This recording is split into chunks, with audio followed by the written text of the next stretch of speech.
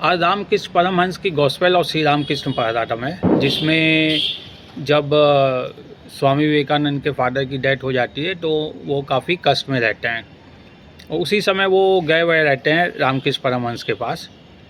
तो वहाँ पे कुछ और भक्त बैठे रहते हैं। वो उनसे कहते हैं कि देखिए, स्वामी विवेकानंद जी की जो है नरेंद्र उनका नाम था, नरेंद्र जी की जो है कष्ट कम ही नहीं हो रहा है। उनके फादर भी एक्सपायर हो गए, घर पे खाने पीने को नहीं है, कोई जॉब नहीं है, बड़ा कष्ट में है। तो उस पर रामकृष्ण परमहंस महाभारत के एक सीन की याद दिलाते हैं और बताते हैं क्या होता है कि जब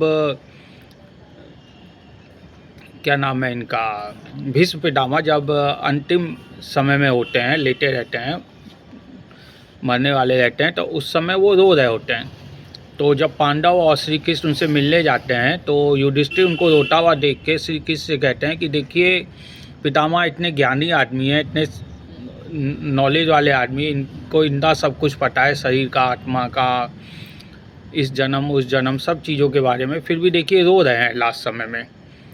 तो कृष्ण जी कहते हैं युधिष्ठिर से कि आप खुद ही पूछ लीजिए उनसे कि आप क्यों रो रहे हैं।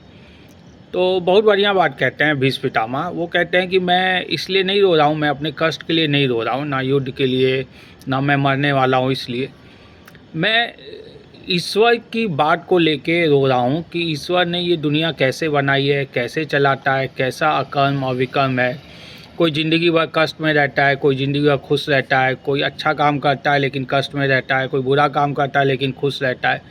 तो इन सब बातों को एक लाइन में उन्होंने ये कहा कि मैं इसलिए दुखी हूँ कि मैं ये देख रहा हूँ कि साक्षात भगवान श्री कृष्ण आप जो है पांडवों के साथ शुरू से रह रहे हैं, हमेशा उनके साथ रह रहे हैं, लेकिन फिर भी पांडवों के जो दुख हैं वो कम ही नहीं हो रहे हैं। तो ये मुझे काफ़ी आश्चर्य लग रहा है कि जिनके साथ साक्षात भगवान ईश्वर खुद हैं, उन्हीं के दुख नहीं कम हो रहे हैं।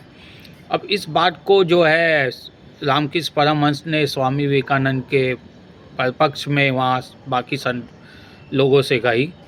अब इसका निष्कर्ष आप खुद निकालिए कि दोनों बातों में क्या कहानी है और क्या मेल है।